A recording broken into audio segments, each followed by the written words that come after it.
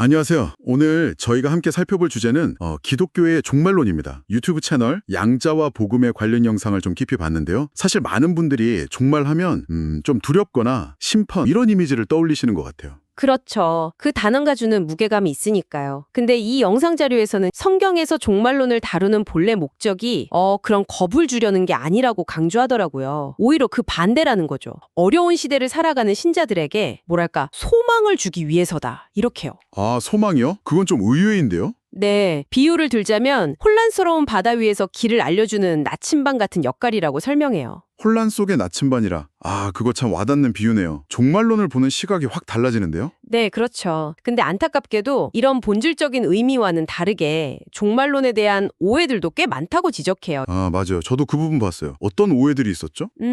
예를 들면 특정 종교 집단이 사람들을 좀 통제하려고 왜곡해서 사용한다거나 아니면 예수님이 언제 오시나 그 날짜 계산에만 막 집착하는 모습들. 네네. 그런 경우들이 있죠. 혹은 아예 에이 그건 뭐 너무 먼 미래 얘기하냐 나와는 상관없어 하고 무관심한 태도 이런 것들이 다 오해라는 거죠. 그렇군요. 그런 오해들이 결국 종말론의 진짜 의미, 그러니까 그 영상에서 말하는 현재를 의미 있게 살아가게 하는 힘, 이걸 가린다는 말씀이시네요. 정확합니다. 바로 그 점을 비판하고 있어요. 그럼 그 영상에서 강조하는 종말론의 중요성, 왜 이게 우리 현재 삶이랑 관련이 깊다고 하는 건지 그 이유를 좀 더 들어볼까요? 네, 중요한 질문인데요. 크게 한 세 가지 정도로 정리해 볼 수 있을 것 같아요. 첫 번째는 이게 복음의 완성이라는 관점이에요. 복음의 완성이요? 네, 예수님의 처음 오심, 그러니까 초림으로 복음이 시작되었잖아요. 이게 그분의 다시 오심, 즉 재림으로 비로소 완성된다는 거예요. 고린도전서 말씀도 인용하는데 만약 우리 소망이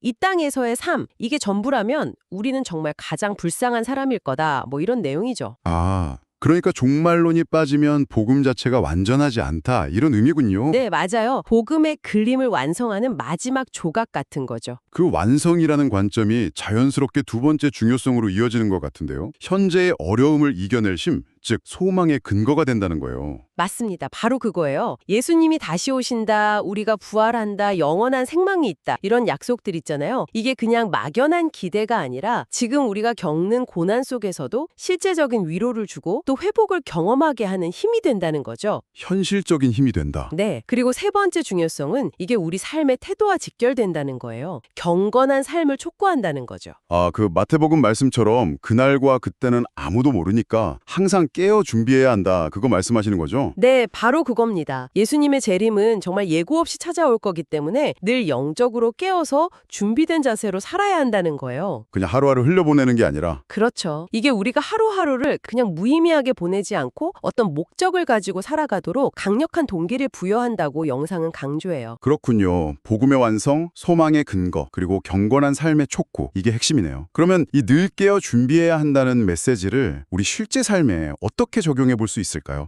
영상에서 좀 구체적인 제안 같은 것도 있었나요? 네, 있었습니다. 한 세 가지 정도 실천적인 제안을 하더라고요. 첫째는 영원이라는 더 큰 그림 안에서 지금 내 삶의 우선순위가 과연 올바르게 매겨져 있는지 이걸 한번 점검해 보라는 거예요. 아, 우선순위 점검 중요하죠? 네. 그리고 둘째는 뭐 기도나 말씀 읽는 것뿐만 아니라 그냥 일상의 모든 순간에서 내가 영적으로 깨어 있는지, 주님을 의식하면서 살고 있는지 이걸 돌아보라는 거고요. 일상 속에서 깨어있기 쉽지 않겠는데요? 그렇죠. 그래서 마지막 세 번째 제안이 더 중요해지는데 이걸 혼자 애쓰지 말라는 거예요. 신앙 공동체 안에서 서로 격려하고 붙들어주면서 함께 이 길을 걸어가라. 이렇게 권면합니다. 히브리서 말씀처럼 모이기를 힘쓰라는 거죠. 아, 공동체, 혼자가 아니라 함께. 네, 결국 이 영상이 우리에게 던지는 가장 큰 메시지는 종말론이라는 게 그냥 미래에 무슨 일이 일어날까 맞추는 게임이 아니라는 거예요. 그보다는 지금 이 순간 우리의 현재 삶을 다시 보게 하는 렌즈라는 거죠. 현재를 보는 렌즈요? 네, 먼 미래 사건이 아니라 바로 지금 내가 어떤 자세로 또 무엇을 위해서 살아야 하는지에 대한 아주 근본적인 질문을 던지는 겁니다. 만약 정말 오늘 주님이 오실 수도 있다는 마음으로 살아간다면 당신의 삶에서 무엇이 달라질까요? 또 무엇이 가장 중요하게 여겨질까요? 와, 정말 많은 생각을 하게 만드는 질문이네요. 네, 한 번쯤 깊이 생각해 보시면 어떨까 싶습니다.